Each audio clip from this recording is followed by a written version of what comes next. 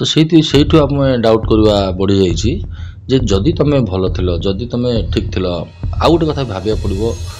ତାଙ୍କ ମାଆ ଯେଉଁ କହିଲେ ସେ ଆସୁଥିଲେ ଇଏ କରୁଥିଲେ, ଦେଖନ୍ତୁ ପ୍ରତ୍ୟେକ ମାଆଙ୍କର ଇଚ୍ଛା ଥାଏ ମୋ ପୁଅ ଟିକେ ଭଲରେ ରହୁ। ଯଦି ସ୍ୱାମୀ ସ୍ତ୍ରୀଙ୍କ ଭିତରେ କିଛି ଅସୁବିଧା ହେଇଛି, ଯଦି ଇଏ କେଉଁଠି ପ୍ରେମ କରୁଛନ୍ତି, ତାହେଲେ ଇଏ ଭଲରେ ରହୁ, ମାନେ ଡିଷ୍ଟର୍ବାନ୍ସ ବା ଫ୍ରଷ୍ଟ୍ରେସନ୍ରେ ନ ରହି ଶାନ୍ତିରେ ଖୁସିରେ ରହିବା ପାଇଁ ପ୍ରତ୍ୟେକ ମାଆ ଚାହାନ୍ତି।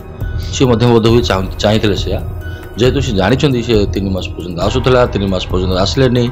ଯଦି ଆପଣ କାହାକୁ ପ୍ରେମ କରୁଛନ୍ତି କି ଭଲ ପାଉଛନ୍ତି, ତ ଏଠି ଝଗଡ଼ା ଯେତେ ଭଲ ମନ୍ଦ ହୁଏ, ତୁମେ ତା ଭିତରେ ଜାଣିବା ଆବଶ୍ୟକତା ଥିଲା। ତାଙ୍କ ସ୍ୱାମୀ ସ୍ତ୍ରୀଙ୍କ ଭିତରେ ଡିଷ୍ଟର୍ବାନ୍ସ ହେଇଛି, ତୁମେ ମଝିରେ ପଶିଛ, ଯଦି ପଶିଛ ତ ଶେଷ ପର୍ଯ୍ୟନ୍ତ ସାଥ କାହିଁକି ନଦେଲ, 3 ମାସରୁ କାହିଁକି ଦୂରେଇ ଗଲ?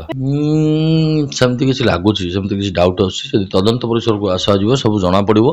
ଆଉ ଇଏ ଛୋଟିଆ କଥା ନୁହେଁ, ଇଏ ଛୋଟ କାହାଣୀ ନୁହେଁ ଆଜ୍ଞା, ଇଏ ବହୁତ ବଡ଼ କାହାଣୀ।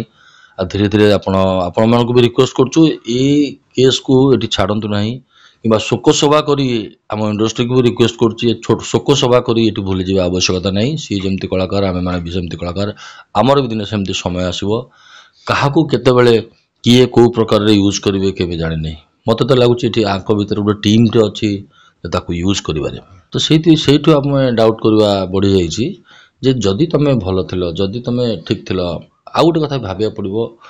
ତାଙ୍କ ମାଆ ଯେଉଁ କହିଲେ ସେ ଆସୁଥିଲେ ଇଏ କରୁଥିଲେ, ଦେଖନ୍ତୁ ପ୍ରତ୍ୟେକ ମାଆଙ୍କର ଇଚ୍ଛା ଥାଏ ମୋ ପୁଅ ଟିକେ ଭଲରେ ରହୁ। ଯଦି ସ୍ୱାମୀ ସ୍ତ୍ରୀଙ୍କ ଭିତରେ କିଛି ଅସୁବିଧା ହେଇଛି, ଯଦି ଇଏ କେଉଁଠି ପ୍ରେମ କରୁଛନ୍ତି, ତାହେଲେ ଇଏ ଭଲରେ ରହୁ, ମାନେ ଡିଷ୍ଟର୍ବାନ୍ସ ବା ଫ୍ରଷ୍ଟ୍ରେସନ୍ରେ ନ ରହି ଶାନ୍ତିରେ ଖୁସିରେ ରହିବା ପାଇଁ ପ୍ରତ୍ୟେକ ମାଆ ଚାହାନ୍ତି।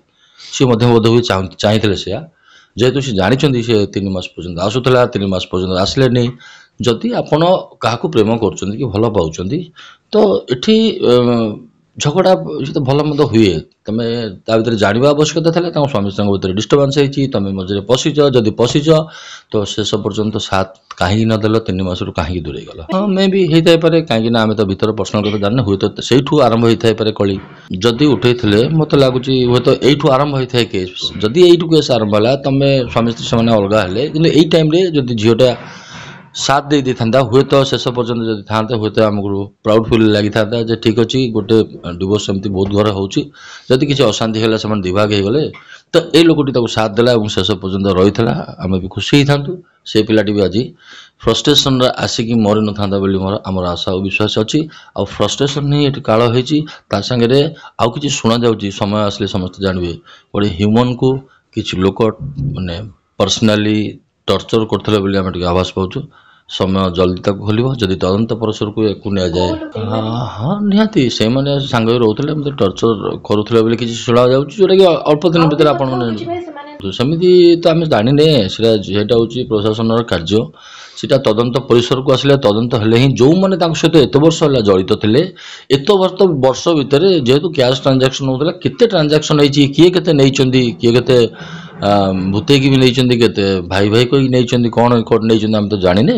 କିନ୍ତୁ ବିଗତ 5 ବର୍ଷର ଯଦି ହିଷ୍ଟ୍ରି କରାଯିବ ତାଙ୍କ ଟ୍ରାଞ୍ଜାକ୍ସନ୍ର, ହୁଏତ ଆଜି କ୍ଷୀର ଆଉ ପାଣି ସମାନ ହେଇଯିବ। ଆଉ ତାଙ୍କ ଘର ଆଟଲିଷ୍ଟ ଏଇ ସମୟ ଯେଉଁ ଭାଙ୍ଗି ପଡ଼ୁଛନ୍ତି, ସେମାନେ ନ୍ୟାୟ ପାଇଲେ ଆଟଲିଷ୍ଟ ଟିକେ ଆଶ୍ୱାସନା ମିଳିବ, ସେ ଟିକେ ଖୁସି ରହିପାରିବେ। ଏଇଟା ଯଦି କୌଣସି କେସ୍ ଦିଆଗଲା, କିମ୍ବା ପ୍ରଶାସନ କିମ୍ବା କ୍ରାଇମବ୍ରାଞ୍ଚ ଏ କେସ୍କୁ ଯଦି ହ୍ୟାଣ୍ଡେଲ୍ କଲେ, ମୋତେ ଆମର ଆଶା ଓ ବିଶ୍ୱାସ ଅଛି ନିଶ୍ଚିନ୍ତ ତାର ଫଳାଫଳ ଜଣାପଡ଼ିବ। ଆଉ ଯେଉଁମାନେ ଭୁଲ କରିଛନ୍ତି, ଯେଉଁମାନେ ତାଙ୍କୁ ଲୁଟିଛନ୍ତି, ଯେଉଁମାନେ ତାଙ୍କୁ ଟର୍ଚର୍ ବି କରିଛନ୍ତି, ଯାହା ଶୁଣାଯାଉଛି, ତ ତାର ଏଣ୍ଡିଙ୍ଗର ଫଳାଫଳଟା ବି ସଚୋଟ ଜିନିଷ ଆଉ ସତ ଜିନିଷ ବାହାରିବ ବୋଲି ଆଶା ଓ ବିଶ୍ୱାସ ଅଛି।